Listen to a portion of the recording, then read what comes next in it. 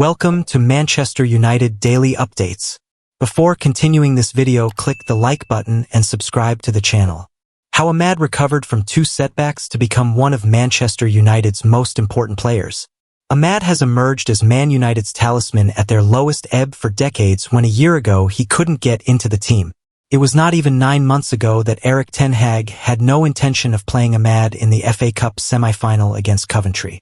Ten Hag was only railroaded into it through Marcus Rashford's substitution in added time. AMAD entered almost without being noticed.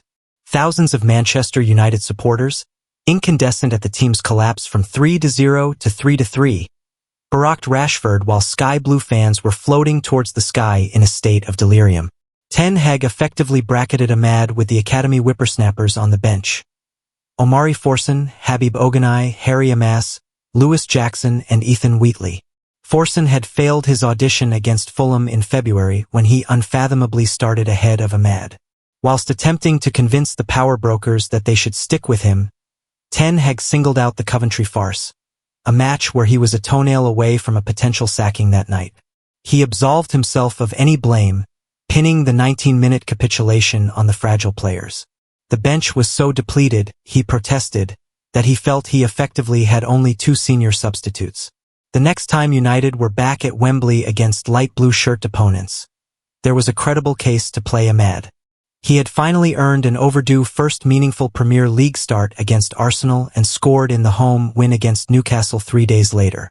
One of the most celebrated images from United's 13th FA Cup win was of AMAD, Alejandro Garnacho, Kobbie Mainoo, and Rasmus Højlund posing with the trophy. The giddy and the gullible believed they represented United's future. Højlund, dropped for United's run-in, hung off the coattails of poster boys Garnacho and Mainoo. All 3 have endured troughs this season, but not AMAD. His image will adorn the bedroom walls of United mad boys and girls. 2024 was AMAD's first proper year with United despite signing in 2020. The Manchester Evening News was the first to report United's interest, and it was inaccurately stated in Italy that AMAD would move to Parma. He flew into Manchester in January 2021, had a handful of games and missed practically the first half of the 2021-22 season with a thigh injury. There were loans to Rangers and Sunderland in 2022 over an 18-month period, and a knee injury during United's 2023 pre-season tour kept him sidelined until December 30th. In 2024, he got better and better, after he was given a chance. Following his first appearance for United in more than 2 years at Nottingham Forest, AMAD did not appear again for another 2 months in the defeat to Fulham, infamous for Forson's one and only start. Sir Alex Ferguson eyes another Saudi Arabia windfall in £1.6 million race. Legendary former Manchester United manager Sir Alex Ferguson will try to win the Neom Turf Cup for a second time with Spirit Dancer on the world's richest race card. Sir Alex Ferguson is seeking more Saudi Arabia riches with his money-spinning racehorse. Since going into training with Richard Fahey, Spirit Dancer, who was also bred by the legendary former Manchester United manager, has won 8 times. His last 3 wins have all been achieved abroad, 2 in Bahrain and 1 in Saudi Arabia. The victories in the 2023 and 2024 Bahrain International Trophy and 2024 Neom Turf Cup have taken the gelding's total earnings to over £2.1 million. Spirit Dancer is now set to return to Riyadh in February to try to win a second edition of the Turf Cup, a Group 2 race worth £1.6 million on the night of the £16 million Saudi Cup, the richest race in the world, on February 22nd. There are 28 Group 1 winners among the entries for the 2025 Saudi Cup, which include last year's Dubai World Cup winner Laurel River, Breeders' Cup Classic victor Sierra Leone, and 3-time Hong Kong Cup winner Romantic Warrior. Kentucky Derby winner Mystic Dan plus last year's Saudi Cup champion Senor Buscador are also engaged. In total, the meeting has attracted 1,123 entries, comprising 81 individual Group 1 winners from a total of 21 countries. Anaf, the Mick Appleby-trained horse who captured the Group 2 1351 turf sprint, is entered to defend his crown. The Saudi Cup program on Friday will again feature the International Jockeys Championship contested by 7 male and 7 female jockeys from around the world. Prince Bandar bin Khalid Al Faisal, chairman of the Jockey Club of Saudi Arabia, said, On behalf of everyone at the JCSA, I would like to extend my thanks to owners and trainers from around the world for their nominations for the 2025 Saudi Cup meeting. We are proud to be top of mind for the trainers of the world's best from more than 20 countries, including so many that have won at the highest level. Horse racing thrives on international competition, and we believe that the Saudi Cup is the perfect event to showcase the best of global racing. The Saudi Cup itself is the pinnacle of our racing season, and in a few short years has become a truly global race. This year's renewal looks perhaps the strongest yet. Man Utd given clear message about Viktor Gyokeres as talks begin.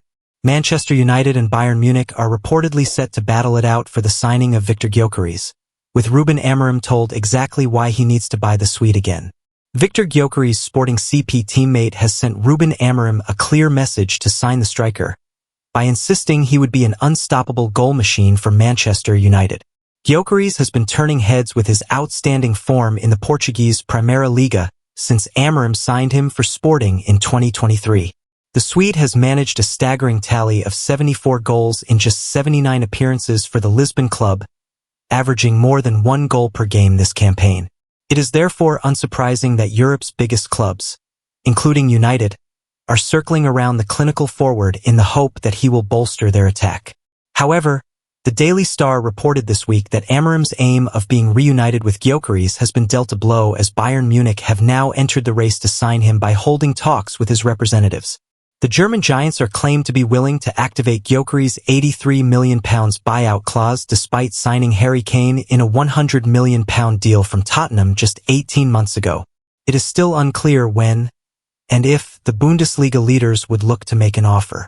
Still, his current teammate Maximiliano Araujo's praise speaks volumes of the 26-year-old's goal-scoring prowess, which in turn could reassure Red Devils bosses that his signature is worth battling it out for. After Gyokeres scored the only goal of the game to knock rivals Porto out of the Portuguese League Cup on Tuesday, Araujo said, "We know that with a striker like Viktor Gyokeres, we will almost always score goals." Former Brighton, Swansea City and Coventry City striker Gyokeres flourished under the guidance of Amorim before the coaches switched to United in November. It's believed this relationship could give Amorim an edge when the summer transfer window opens. A January move appears unlikely as numerous clubs, including United, try to comply with financial fair play, FFP, rules. Amorim has also vowed not to sign any players from Sporting in the January window.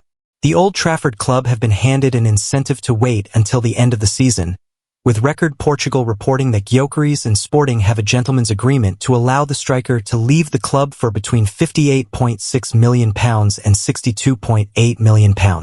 This arrangement has also been reported previously, with claims that Gyokeres could leave for less than his £83 million release clause if he remains at the club until the end of the season. But with Bayern reportedly showing interest, United may lose out on Gyokeres if he decides to prioritize Champions League football next season.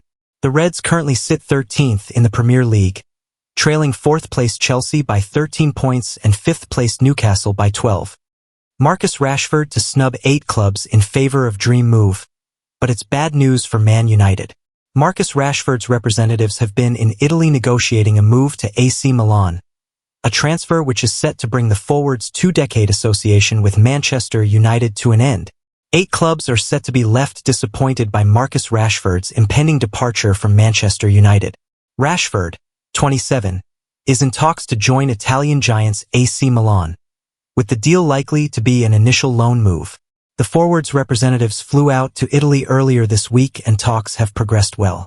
United boss Ruben Amorim left Rashford out of his matchday squad for 4 consecutive games last month, with the England international confirming during that time he's ready for a new challenge. The Red Devils have been happy to facilitate his exit, as they need to outgoings to fund new signings. In joining Milan, Rashford would reunite with former United teammate Zlatan Ibrahimovic, who now has an executive role at the San Siro. The Rossoneri also have 3 players Rashford who got to know as part of England squads: Tammy Abraham, Ruben Loftus-Cheek and Fikayo Tomori. But not everyone will be pleased with the decision made by Rashford, who firstly rejected 3 lucrative offers from clubs in Saudi Arabia. Premier League sides Tottenham and West Ham were both said to be interested, as were German giants Borussia Dortmund. Also in Italy, Juventus and newly promoted Como were among the teams to be linked. Rashford was briefly tipped to join Barcelona, but the La Liga giants' financial woes meant a deal wasn't feasible. United will be happy if the agreement with Milan is finalized quickly, giving them time to deal with other matters in the January transfer window. The Red Devils, however, were hoping for a permanent deal and value Rashford, who earns £325,000 per week, at a cool £40 million. The 27-year-old revealed his plans to leave in an interview last month, saying, "For me, personally, I think I'm ready for a new challenge and the next steps. When I leave, it's going to be no hard feelings. You're not going to have any negative comments from me about Manchester United. That's me as a person. If I know that a situation is already bad, I'm not going to make it worse. I've seen how other players have left in the past, and I don't want to be that person. When I leave, I'll make a statement, and it will be from me."